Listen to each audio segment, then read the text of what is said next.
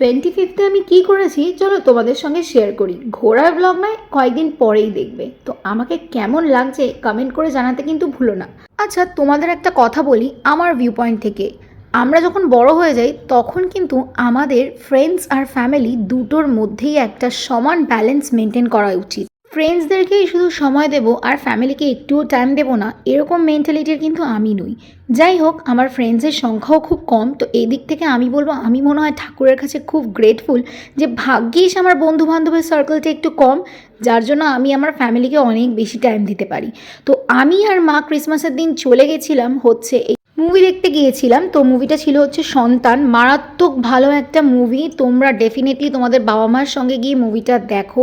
আর এত ভালো যে হল ভর্তি সবাই প্রায় কেঁদেই দিয়েছিল।